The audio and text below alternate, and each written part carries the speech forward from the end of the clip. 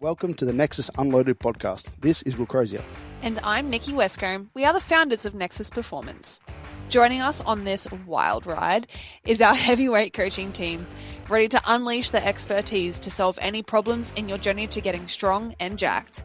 Through our real-world experience, we hope to break things down in a digestible, applicable, and entertaining way. So pump up the volume and let's get into this.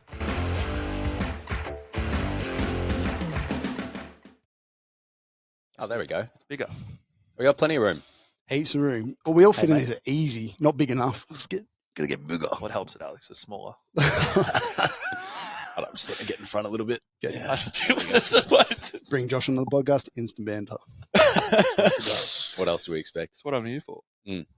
We were just talking about one of your clients jumping out of airplanes for fun, apparently. Yeah, apparently it's a fun sport. Multiple times a day. I thought you mentioned they were an instructor, like they did it for a job or something. But I thought the same thing. No, apparently it's like just a sport. They like. And you were training them. They go for that. You were training them in the gym. I was not training them for that. I don't know how you train someone. No, I mean like you're doing strength and conditioning to help them prepare for that. Yeah, she was doing powerlifting. She wanted to do a powerlifting comp, and I was kind of like, hybrid athlete. But she came in one day and she's like, oh yeah, so I misjudged the landing and like crashed into a tree, and so like she was battered, like proper battered. Issue. A couple of years, busted her ankle and stuff like that. Needs tempo work. Well, I don't know if that's like I don't know. Program of strength work for that. I was like, that's cool. I was like, oh okay, maybe do so less. Let's just take it easy today, and we'll see how you go. I guess like I don't know. Well, I would say being a less rigid, stiff fucking powerlifter, so you can handle weird ass landings a little bit better might help a bit. But at some point, flying into a fucking tree, like it's like saying I'm going to try and get hit by a car. Like it's just not. Sorry, like you're fucked. No matter how prepared you are for that. That's American football. No, I've thought about this. I've thought if I was to get hit by a car, how quick I'd have to try and brace, like create abdominal pressure. So if I was like. Yeah. I've thought about this way too many times to be considered normal, but like I'm always like, if I'm driving, I'm a very alert driver. That if I feel like someone's going to smack in the back of me, I'm going to try and brace as hard as fucking possible to protect my spine. But I'm like, in the real world, I don't think that's like going to happen.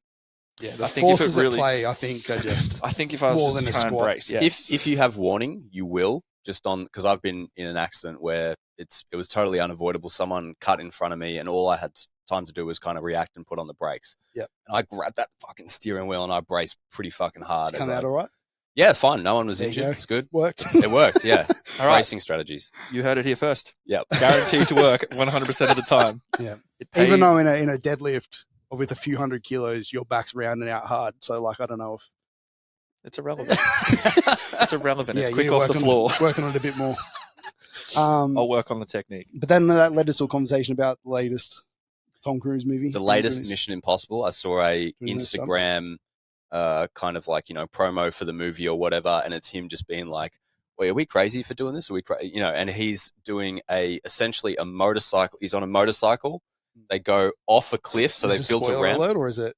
This is in the trailer. Oh, this is on the ad. So this could be just any one of his movies, I guess. He does it in like every movie. He does something ridiculously crazy. The last one, he flew like a helicopter and did like a fucking hanging out of the plane. I remember that. He's ridiculous. Yeah. So climbed this one, that big tower in United Arab Emirates. Yeah, that'd be fuck that shit. That's loose. Yeah. He climbed that one. Well, he did in this one. It was like they've built a ramp to go off of a cliff. So he rides the motorcycle off the ramp over the cliff and then does a base jump off of the motorcycle with the sky suit. It's a pretty basic weekend. Props to him. Would I do it? Yeah. Absolutely not. No way. I can't even ride a motorbike safely, let alone off a jump and then parachuting. All right, Josh, you're gonna hit this jump, go over the cliff. You're like, all right, just miss the jump completely, just off the cliff. I reckon if you had a bad enough day and we asked you, you'd probably take it up. Man, I am plummeting to the sky. I remember when I went skydiving last year and I got stitched up with like $100 extra fee just for being heavy. Like they sting you with, they have categories of how heavy you are. Yeah. And I was in like the third category, which is essentially the cutoff before they won't let you jump. Yeah. And it's like $100 extra to jump out of a plane. Need extra parachute. And person I went with, she jumped first and her instructor turned and looked at her and goes, we need to hurry up because he's coming very quick Because I was fucking pinning it to the ground with this guy. And they ended up like having to move her out of the way, and I went like the other direction. Yeah, good. Didn't want to take her out. You'd hate to be that girl. It wasn't like that close, but it was like, he was like, yeah, we're going to need to move. You wouldn't want to be that girl looking up behind you and seeing Josh just plummeting down from the sky towards you. It's coming at you. You don't want to be that girl in any situation. Let alone skydiving. But I'm heavier now, so I think trying to base jump, I'd be a base lead fall balloon. Yeah, I'd rock it straight to the floor. Do they wear? Is it like maybe a we suit? should try it? Base jumping. That's like the suit. Like there's some kind of aerodynamic suit. No, it's a parachute. Yeah. Oh, they still do parachuting. Yeah, it's just not out of the plane. He just had a parachute on. Yeah. Okay. You just do it off. But they're generally like they're holding the chute before they go, so it's not like the pull cord on some of them. Okay. They're holding they hold the back end of the thing and they throw the propeller. I don't know what it is. The parachute. Yeah. No, but it's like the thing that sits above the parachute to like pull the parachute out. So it gets enough tension underneath it through the air that it pulls it out. Yeah, right. Yeah, we know this stuff well. Yeah, I'm actually very well versed. If you're a parachuter or a base jumper, come and see us. The topic that we're going to talk today is not parachuting. No. But just as much of a scary situation for some people, and that is, I guess, your first comp. And we have done more in particular about like handling on first day, a little bit on the coaching aspect, but more about the mistakes on the first comp, the pressure, the nervousness, all that stuff can do to you, all the little nitty gritty about comp day. So we're going to talk about our experience a little bit, the dumb shit that we've done, the stuff that we were nervous about, the stuff that if we could go back and do it again and be coached by one of us, what were some of the things that would maybe do a little bit better. But before we jump into that, we ourselves, Nexus, both Nexus Gold Coast, Nexus Townsville, have a few comps coming up. So Alex is going to tell us what they are and some of our fucking awesome sponsors. So hit us. We have the Far North Queensland Strongest on the 29th of July. Up in Townsville at the Townsville gym. It's not at the gym though. We're down at the one of the parks. One of the fields. Yep. Murray Sporting Complex. Sorry? Murray Sporting Complex. We might be at the Murray Sporting Complex. Josh knows that as a fellow Townsvilleite. Yeah. Local Townsville.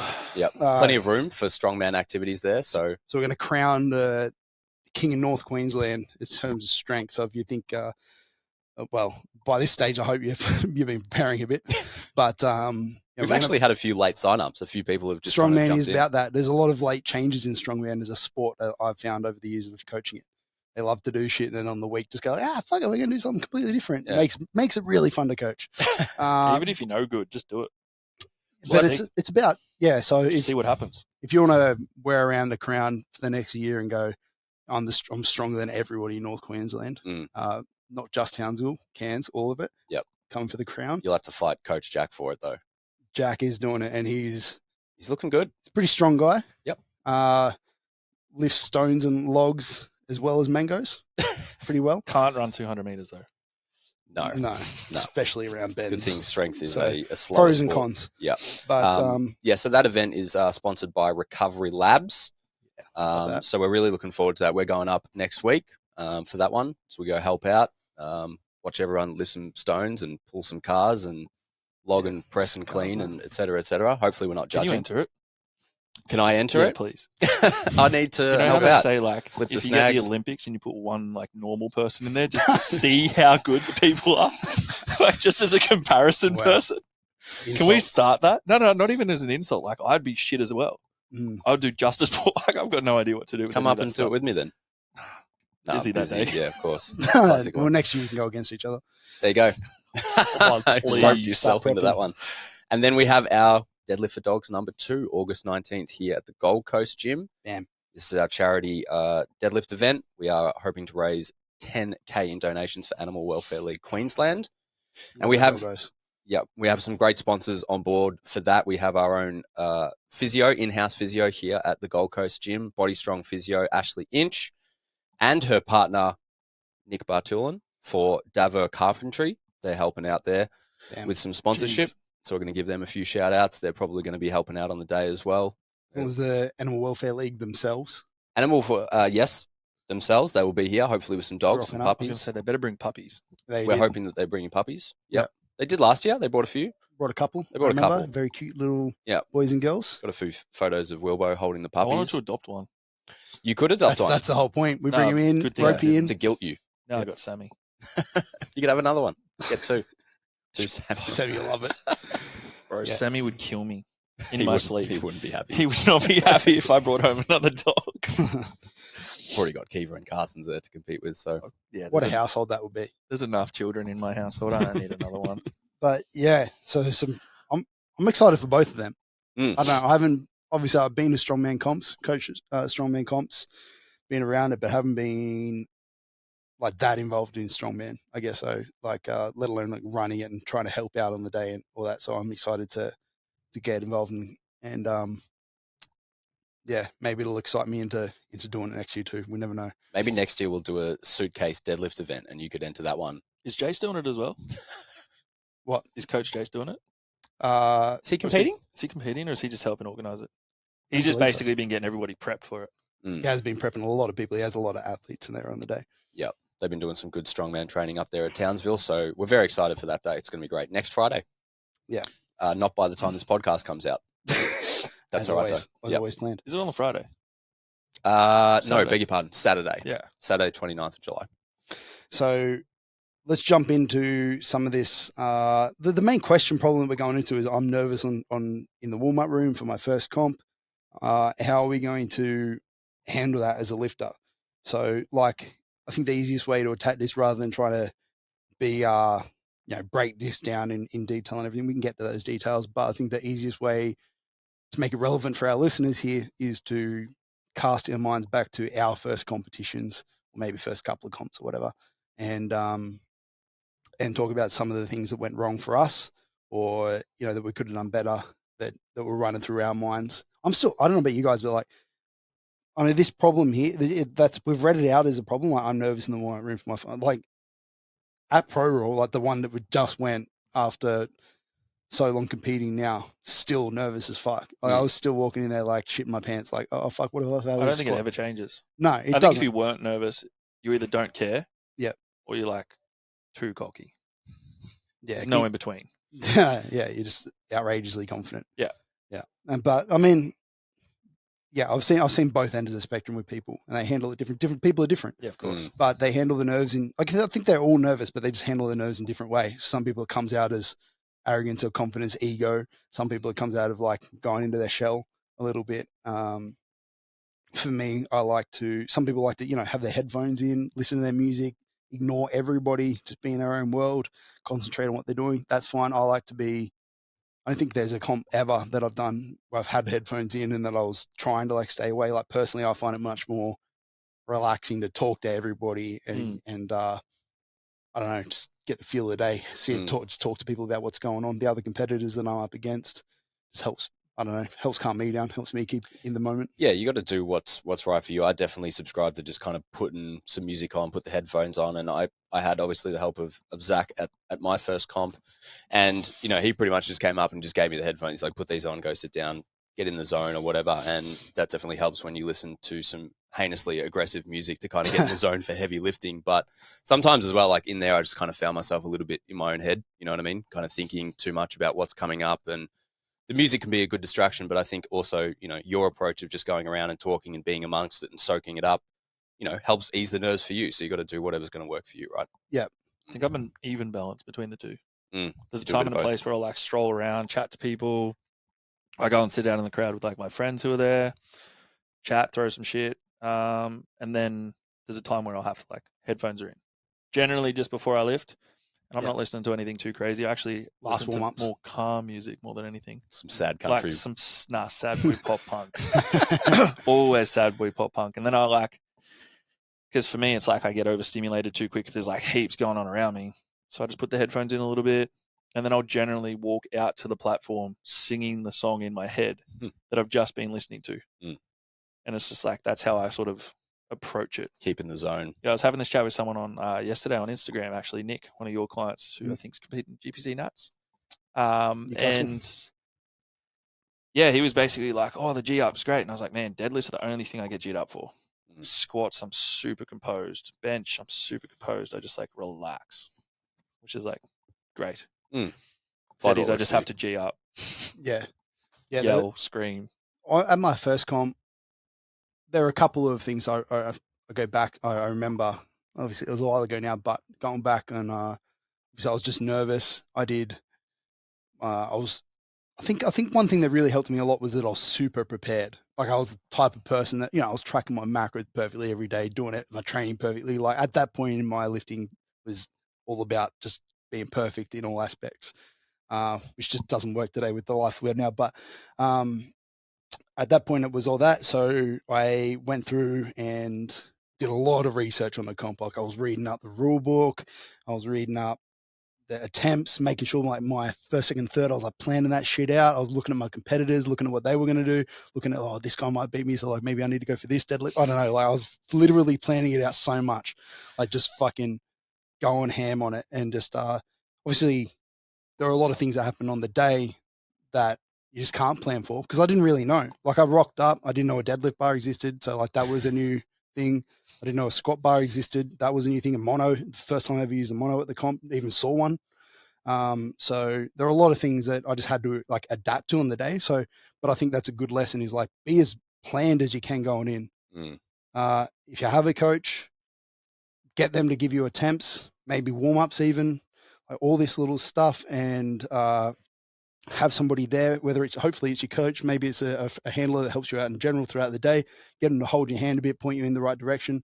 Hopefully they know things about like how to put in your attempts and how to, when to start warming up and how long before you on the platform to start doing things and like all this stuff. Like they should know that stuff and they can kind of hold your hand and go like, go do that thing now.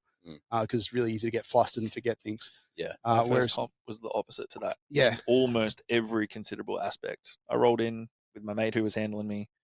I had no idea. He had less of an idea. I was just kind of like, I'd just be like, yeah, sweet man, just come and like handle me on the day. Cause I heard that you have to have a handler on the day, but I had no idea what actually Well, you don't have to, but I just heard, get a handler. And I was like, oh, okay, cool. You got to come and handle me. And he's like, what does that mean? And I was like, I don't know. I think you just hang out and stuff. And my first comp was like, good. Everything you possibly shouldn't do, I did. So if you can try and cast your mind, obviously it's pretty hard to remember now, but what are the couple of things that you screwed up that you think you could have done better on the day? Well, my only source of food for the majority of the day was lollies and Maximus. Steminade powder. Perfect. So you really bought in on like the carbs is all you need, like all those other nutrients. I didn't know anything. Useless. The only thing I did have is I watched a video of one of your comps where you said, what do I eat on a comp day? And I remember you had a bacon and egg roll for breakfast. So I had a bacon and egg roll for breakfast. Good. Then I rolled into the comp and all I had was lollies and Maxim and Steminade powder. Yeah. Pretty much all day. And then I ordered Red Rooster. I actually did this in my first comp too, so I can't be mad. Ordered Red Rooster to the venue, ate it, and then I went and got it though because saved that money. Like just pumping Steminade, and so I got through squats, okay, PB squats on a fucking massive high, stoked. Went into bench, back cramped up, dying, hated life, whatever. To Daddy's, every single warm up, as soon as I'd brace, I'd spew. You'd spew? So, like throw up. So every single time, that was like the Steminade and the nerve. So every time I'd brace to do a warm up, I'd have to quickly brace, pull the warm up, run outside of zero, spew in the garden. It was like bright blue because of how much Steminade I'd consumed.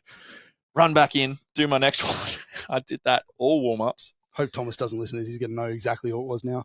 That explains it. It was not me. It was someone else. Yes. And then on my second attempt, I had to I was standing up. I got it to my knees. And I was like, if I stand up, it's going to come everywhere all over the platform. So I just gently put the bar down, took my belt off and sprinted outside through the back of people and just threw up everywhere again. Great. Came back in, pulled my third, had a great day. But yeah, nutrition was not, I just had no idea about comp day nutrition. I think so nutrition for you was the biggest failure in your eyes looking back? I think it was literally 2 days later, I booked in a call and started nutrition with Nexus. I was going to say, good plug. Quick plug in there as well. Is we have a free comp day nutrition ebook that I'm more than happy to send out. It's usually reserved for clients, but if you're a podcast listener, reach out and we'll send it to you. But it has some of the do's and don'ts in there as to why you may do, not just blindly following what I do, because there is usually some level of thought behind it. Other than my first comp, like I said, I did I think I was a KFC, but we drove down and got KFC between bench and deadlifts because it was such a long day. Looking back, I actually ended up going really well, but I mean, did not for me. It did not. It could have been better, and or like I might have just got lucky, and I was rolling the dice a little bit. I was lucky that we had a lot of time between them. For me, I remember even then I was pretty calm. The hype. I remember trying to get hyped on my deadlifts. Like I wasn't hyped on it first or second, but then it started going really well. And then all the other boys around me who now I know who they are and great friends with most of them. But at the time I had no fucking clue who they were. And they were all like, oh, I have these salts, like jamming salts in my nose. And I was trying to do all that stuff, trying to give me back slaps and all that. And I was not a fan of that. And that was instantly straight away knew that was not your style. Nah, it wasn't for me. And I've never done it since. Yeah, I don't like back slaps. Don't slap me. Don't touch me. It's not a hype. That depends. It's where you're at. Like, what level of hype do you need? It's not that it's a bad thing. It's knowing the lifter, knowing what you respond to. There's some people who love it. Yeah, Dennis sure. loves it.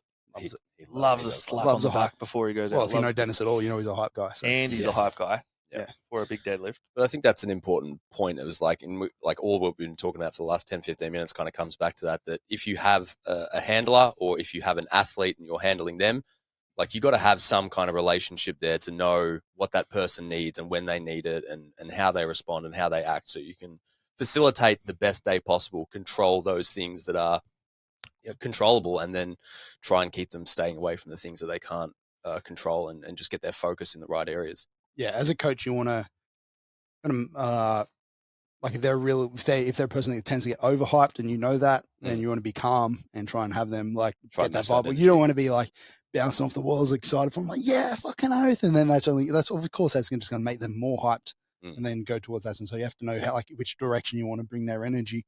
Yeah, and stop them spilling over the edge a little bit. That becomes a bit of a skill too. Like once you actually get to know someone, like someone in their training days, and as a coach, you see them training, you see how they act and things like that. Some days, like comp is just different. So, like I know for a fact, like recently working with Kiva at the last comp, his thing that I banned him from is having his headphones in. Okay. Because as soon as he puts his headphones in, he goes into his own head, and his own world, and he like gets stuck in overthinks. So I was like, no, headphones off, go. Be free, my child. Go and make some friends. Go and talk to, and he's friends with everyone at the comps anyway. So it's like everyone wants to talk to him. It's a good distraction for him. It's the perfect distraction. Squats, bench, not a problem in the world. He was happy, kind of calm, controlled, different to any other comp he's ever been, because it was just like, all right, you're not allowed to wear headphones. I do remember it. Off you go. Yeah, at APL Nationals last year, and kind of finding him in a corner by himself, listening to the headphones, and just like, I'm like, "You okay, man?" He's like, "Oh, no, not really." Like, feeling nervous, definitely, and had a bit of a interesting lead up to that competition with some sickness as well. But and then I've got other guys who I'm like, go put your headphones on, sit out, similar to what Zach did with you. There's time and a place, different things to different people, and I think it's really important to just understand where that person's at and what sort of helps them get to where they need to be, whether they are a hype lifter or a very calm lifter. Yeah. Opposite ends of the spectrum. Do you remember, Alex, like what your first comp was like and some of the things that you did or didn't know what to do? Like I'm talking like things like an attempt card. Like you might not have ever seen anything in your life. And although it seems pretty fucking simple to me, like now that I know what I'm doing, I'm like, hey, you just write down your first attempts, you weigh in, you keep that, you can hand that to the desk, and then they handle it from there on. Yeah. But like, I remember a couple of comps where I've handled people, and they, like literally, like during the warm ups, they're like, "What do I do with this card thing?" And I'm like, "What are you doing? I'm going to hand that to the desk, man. What the fuck?" And they're on the microphone, like, "We're looking for this lifter. Like, they haven't handed their card yet." I'm like, "Oh god." Classic. So, like things like that, not so obvious, when you cast your mind back to it. So, do you think is there anything pops in mind that you didn't know that you? I feel like I was pretty well prepared. Obviously, like being, within Nexus and having the support of people that have done a lot of powerlifting comps, like, and that's something that's super valuable for people to be around, I think, in their competition prep as well, as be around people that have been through competition prep, that have been in competition, and you can kind of learn and feed off them. And Zach really helped me out for most of it. Like, he did baby me a fair bit in terms of just like, hey, do this then, do this here, hand this to this person, let's get this sorted. Because he knew you were new to it. Yeah, he did. Yeah, and he was very, I guess, calm and efficient with that process. There was a couple of times where I probably got even too relaxed, thinking that he had it all kind of figured out and covered, that I just wandered off for a while, and he was looking for me for about 15 minutes, being like, "Oh, you need to warm up for deadlifts like 5 minutes ago. It's actually a pretty good point, though, is like, as a lifter, the sole responsibility of the day isn't on your handler or coach. No. You have to take a little bit of responsibility and understand that, like, the way you warm up, how you do your jumps, etc., is how you do them. Like, I've the heaps of times where I've gone to handle clients at comps and they're like, "Oh, what should my warm ups be?" And I'm like, same as every other day. It's no different. Like, if I was to come in tomorrow and we were to squat together, what warm ups would you do? Yeah. And they're like, "Oh, I'd do this, this, or this," and I'm like, "Perfect, let's do that." Let's do that. Yeah. Like, if we were going to warm up to a 1RM, one top single, what would you do? This, perfect. That's all we do. Nothing changes on that aspect of things. Like, it's comp's not just a day to try new things. No, that's a good point. And it's like, go in and rehearse all the things you know and do really well, rather than let's try this today. That might be the time. This could be the thing. You know what I mean? Yeah. It's keep it as simple as possible. So, and again, you can control the variables a bit more. You don't have to think about other stuff, and you can just kind of know the process. And I think that's something that we set up really well for my first comp. I will say that both of you had some nutrition fails. I feel like that is the area that I probably just lacked the most preparation in. Like, I prepared food and I took it, maybe not the best choices, but even just like being super hyped after bench, and also just super fatigued because it was quite a long day. Appetite wasn't quite there, so I could have prepared a little bit better for that. It's never there. Yeah. Never there. And just kind of had to, pull together a little bit more ammonia in the nose to get me G'd up for the deadlift. That's right. Do what you need to do. Yeah, it worked. It worked. That's all that matters. Yep. At Nexus, we usually have, not always, but try to group our lifters at similar comps. So obviously at our comps here, like, most of the people know each other to some degree. And even with all of our online clients, like we have Cape Nationals coming up soon, and we have a few different lifters from different parts of Australia competing there under the Nexus banner, even with different coaches. So for that, I just wanted to say, I think it's really, if you're a new lifter, like some of the lifters that are going to that, it's national, so they've competed before, but they're still relatively new. One of my other clients that's competing there, Vince Simonetta, has been competing for more than I've been alive. So he's pretty fucking good at competing. So like having him and his team there as well, like having all the Nexus guys together, super useful in, like, because if, like, you don't know when to start warming up, you have a team there, and like especially if you have somebody else in your weight class, you can just kind of like somewhat follow them around, start warming up in there, and kind of go along with the team. I think that's super useful. You'll have so much more fun doing it in a team than just by yourself. 100%. That worked really well last year with that novice comp that you did. Whereas, like, obviously we flew Zach up. Zach came up for it as well to help handle out the team, because I had 7 guys competing. There's a couple, like Alex was competing, and it was good because Zach took the girls, warmed them up. They were all together. They were all jumping in and out together. All the boys were together. Yep. Warming in and up together. Like, they were chatting, hanging out. Like, it was just a bro session in the gym. Yeah. And the girls, it was just the girls training together. It was sick. They all had a great day.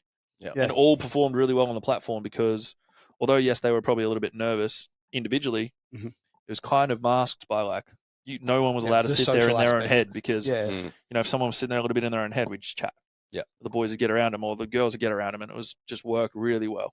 I think it's that, even if you maybe you don't have that luxury, clearly the people that you're competing against have similar interests, and you're all there to do the same thing. So make friends. Do you like powerlifting? Yeah. Nah. Make friends, yeah. Like at Pro Raw, like obviously by this stage I know majority of lifters. There's still new lifters I don't. Like all the guys that I'm warming up with, whether it's on squat in the mono, or the bench that I'm warming up on, or the deadlift platform that I'm warming up on, I'll go like, hey, what are you doing next? Like, what are we doing? What are you going to hit? What's your, oh no, just fucking around, just chatting.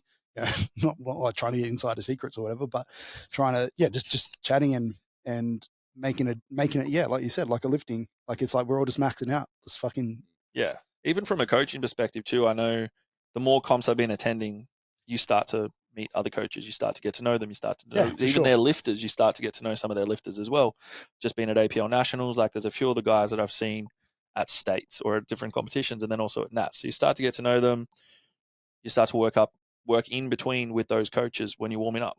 So, like, they're just jumping in all together. So from a coaching perspective, it's good to, like, socialize and meet people, meet other coaches, meet other people competing and things like that. And then your lifters can start to chat together as they're warming up. And it sort of just takes away that sort of scared, nervousness and like just allows them to understand that like, hey, this is just a bunch of people hanging out, having some fun, lifting some weight.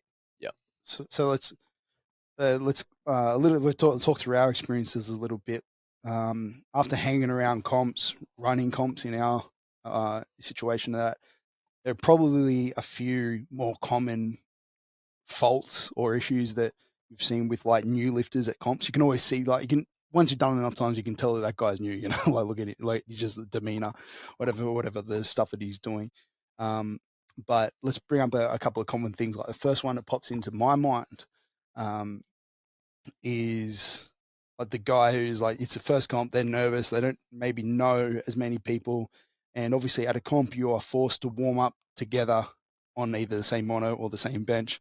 And the new guy will always, well, for the most part anyway, like be nervous about like jumping in and being like, oh, hey, can I go in there or whatever? And then we'll end up kind of getting left behind or whatever. Whereas it just, you know, everybody at a comp is looking out for themselves. So nobody's like looking to push you aside and jump in and yeah, like kind of leave you out of the group or whatever.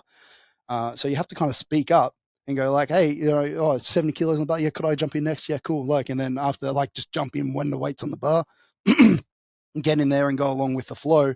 So like my advice is, yeah, like get on your mono or your combo or your bench or your platform that you're going to deadlift on and stuff, and just be part of the crew. Like, it's, you know, has everybody hit their first, the bar? Has everybody hit 70 yet? Cool. All right. Like it's almost like a little bit of a teamwork. Like we're all working together, because the last thing that I want is to warm up to 200 and then Josh comes over, fucking, he's been gas bagging somebody over there and he's like, oh, fuck, can I go back to 70 guys? Oh, fucking Josh, Jesus Christ, man. It is a pain in the ass, but you kind of need to be a little bit assertive.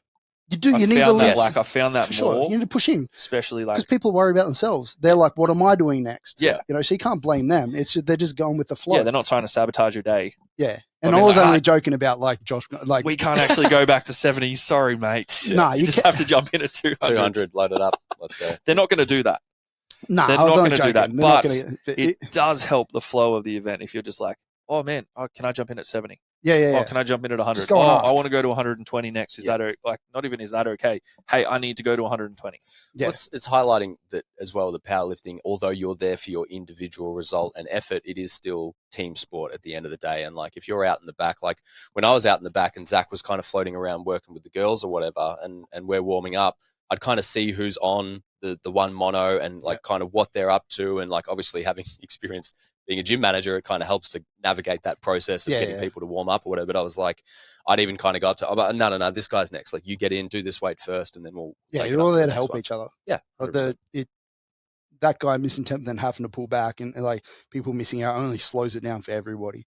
Yeah. So like, just be assertive, be confident. Everybody else is nervous as well, and so you just have to jump in. And most of the time as well, like you might look at someone who's warming up and they're looking very serious and getting the squat face on or whatever, but then you just, hey man, do you mind if I? Oh yeah, no, please, bro. He's the most friendliest guy that you've ever met, you know. So don't be afraid to work as a team there.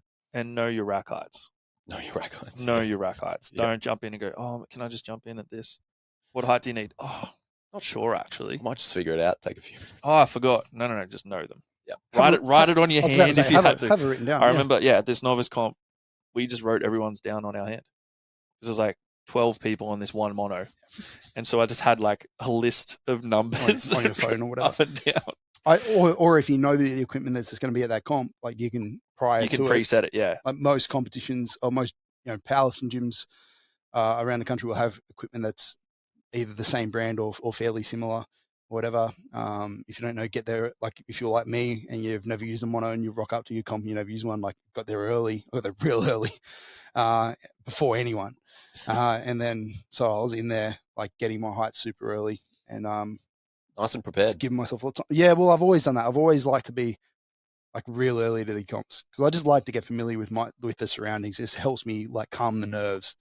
And it's just like, okay, my bag's going to go over there and that's where my stuff is. And like that, this is where all the monos are and this is where all the benches are. And this is where everything is. And that's where the desk is. And, just like being very, very familiar with where everything is, where the toilets are, where the food is, just helps me. Where KFC is.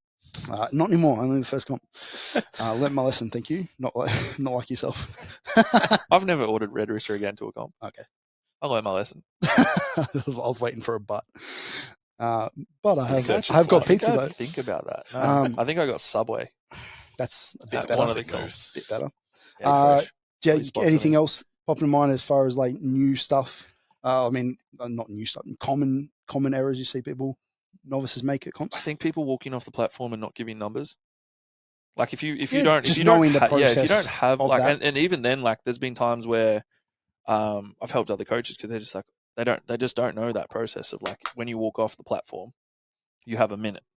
In a more serious comp, they'll give you 1 minute. If you don't get it, they'll either put in the next attempt in there for you. If you didn't get the lift, they just put the same number in. If you did, they'll bump it up by only 2.5 kilos. Yeah, depending on the federation. Depending on the federation, yeah, of course.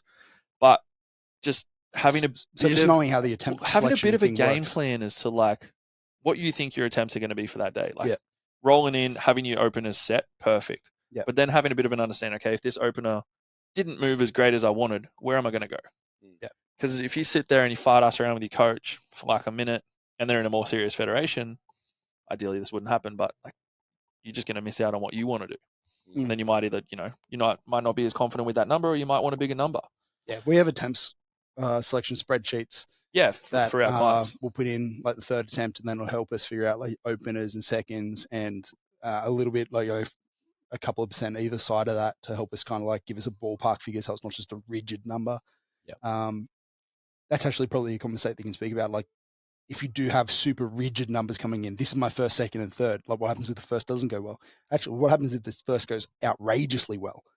Like, going back to my first comp, I mean, I've told this story in here before, but I hadn't used a deadlift bar before. My planned third was 300 on that comp, and then I ended up doing it on my second because the first one just felt just too good. And then I was like, fuck. All right. So we had to like wing together a plan. Well, ideally, I would have just been better prepared. But similar to my first comp with my squat. To be flexible. For the prep, things hadn't gone 100% my way with relation to squatting. Story of my life. And my opener was 210, and I was like, all right, I've only ever squatted 220 most. Open with 210, should be able to hit 220 on a third pretty comfortably. Good. Walked in, 210 was like flew, empty bar, and I remember turning around to you because you were there, Will, and I was like, what do I do?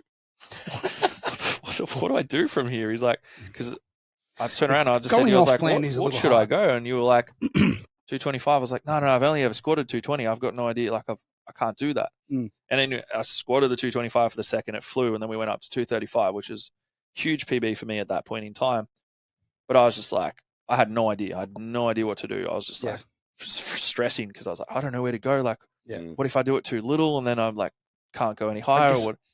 If in doubt, take the safe option. Yeah, of course. Play it safer, but it's but just you like were just like 225. It's more. Some people when they move it so well, like it's It just comes back to having a little bit of a plan, like a little bit of a structure. Even now, when I have clients competing, I write on my notes. I create like a table of a spreadsheet type thing, and I sit down with them. I'm like, all right, cool. This is going to be your opener, second, third.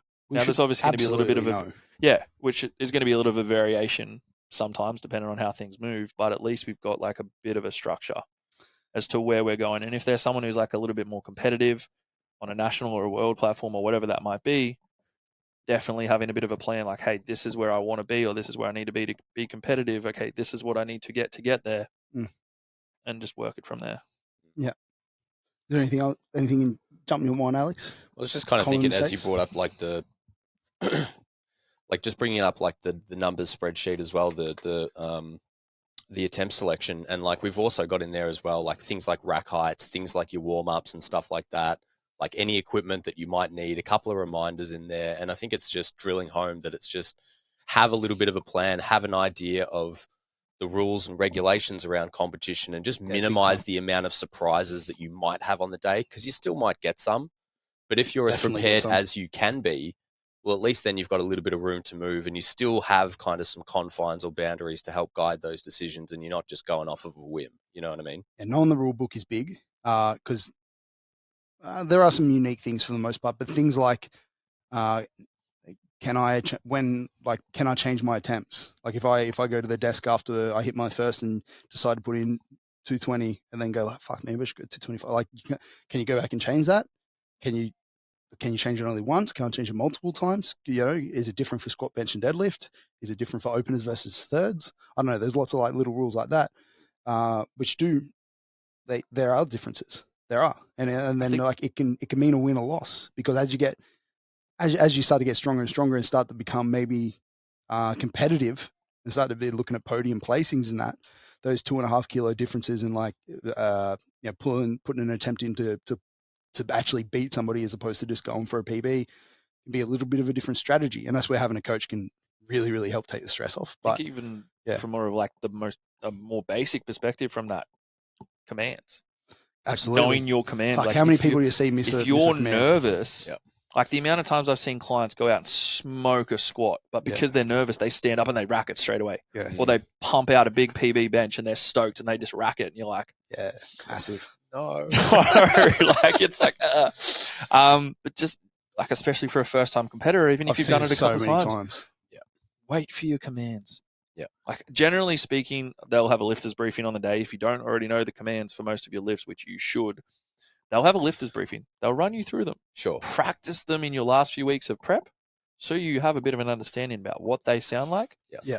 And this is where having a coach comes in that can help you go like, hey, do not jump your rack commands. I think it's like, as much as you could be like, wait for the calls and get the commands right or whatever. It's like practicing it. Don't leave that shit to chance. Practice it. Like dial it in your comp prep. Like if you don't train in a powerlifting gym, come to a powerlifting gym that has powerlifters or preferably like we have a few powerlifting judges that are high level judges, judge many comps, ref many comps, that know exactly what they're looking for and they can tell you. So like you can come and actually like practice around people that are maybe not the people on the day, but like I've been in that seat a lot of times. Well, we had a couple of clients like in the semi-private, like Miles and stuff, who had never done powerlifting comps before, and he was stressing a little bit about just making sure that he got the commands right, because he'd stuff a few up kind of, 4 to 6 weeks out. So he really dialed it in that last 4 weeks. And like even after comp prep, like he'd unrack the bar and he'd be like waiting for the call, like sweating and just, I'm like, bro, like you can start, it's fine. He's like, it's just dialed in so much that he didn't have to think about it on the day. He can never start a bench again without it. I think also coming back to Will's point about like coming into a powerlifting gym to get commands. If you're training in a commercial gym and you're about to go and do your first powerlifting comp, come into a powerlifting gym to use the equipment. Yeah, that's true. Wilbo mentioned like he didn't know about a squat bar. He didn't know about I didn't have a choice in cans. Yeah, of course. Like back in the day, there was probably no options. There's a few options up there now, which is great. Yeah. But I say to clients all the time, like I got clients who train in commercial gyms year round. And I'm like, look, man, for the last like 4 weeks, at least one squat bench deadlift session. If you can come and do more, perfect. If you can't, try and get a feel for the place. If you're just like deadlifting on a stiff bar with bumper plates at a commercial gym. Yeah. It's a bit different. You're going to get a shock. It's a very big difference to a deadlift bar with calibrated plates, or like even the benches sometimes are vastly different. And deadlift, the bar, the plates, etc. Squat for the most part, fairly similar, but like if but squatting with bumper plates that are like, if you're squatting like 220, 250 with bumpers and they're filling that bar and it's bending around your back versus squatting 220 get the rattles, the teeth rattles. Yeah. The bar's still wobbling as you stand up at the top and you're trying to like just stand there with it. It's a fun time. Come and use the equipment. Yeah. Come and use the equipment. Come and use our equipment. Yeah. At Nexus. Yeah, fly up here. The going back to the getting excited about commands and that. Obviously, I've seen it hundreds of times, usually at lower level comps. But I remember at my favorite one of all time was GPC Nationals, Adelaide, the one that Zach won a while back. But I remember, I forget his name. The name of the lifter, but Pat Morrison's client. And I remember he walked out and he was pulling his deadlift for the win. Like, it was either like get this or lose type thing. And then obviously like he's walked out the platform pretty nervous and everything. Pat, his coach, standing just off to the side on the platform, like, yeah, come on, hyping him up. And then he like grinds out this really nice deadlift, locks it out. Everybody's cheering like, yeah. And then he throws it down to the ground. I've seen the same thing. He throws it down to the ground. And then I remember he just like turns to us, where it was the coach's box or whatever. And he's like the world's most excited person, biggest smile ever. And then like a split second later, you can just see when it clicks in his head, fuck, I'm an idiot. And then his face just goes, oh, and then he just like realizes what he's done at the moment. And then I remember looking at Paddy Morrison's face, and he's just like disgusted, like, what the fuck? Just, everybody's just like, and then obviously he failed. And it was just, but again, that's like, a rough way to go out. It does happen, and emotions obviously come into play with different individuals, and you get hype, and you get that was my stoked, and like life is just good. That split second. That split second, and this is what I mean before with like a little bit of making it a habit. It's not 100% on the coach. Like, you got to take a little bit of responsibility for some of these things. Like, if you stand up out of your squat and you just go to re-rack it, you're like, there's not much the coach can do for that. Besides practice a little bit. Yeah, but it's about pulling them up on it in the gym. Lifting, just pulling up in their training. Just standing up, getting used to just standing there at the top. Yeah, some of my clients don't lock. Like, if they're doing a set of 5 on deadlifts, they sometimes cut the lock out a little bit, which in a strength building perspective, if this person was never going to compete, I probably wouldn't even bring it up. I'd be like, fuck it, who cares? Yep. It's not the, it's not the hardest part of the lift. The hardest part of the lift is off the floor. Like, they could lock that out if they wanted to. Who cares? So from an actual building perspective, I'm not worried. But from a competitive perspective, if you get in that habit, it can quickly, when emotions high on the day, when nerves are high on the day, when all these things are on the day, you just turn to habit. Your body's going to turn to habit because you're not really thinking. Yeah. And it's super easy to do that. So as a coach, like, standing in there and making sure that, like, they're locking them out and that they're waiting for these calls and doing that calls. And hey, bro, you could get done on that. Make sure you get this locked in. Just keep it in their mind. Keep it fresh in their mind as well.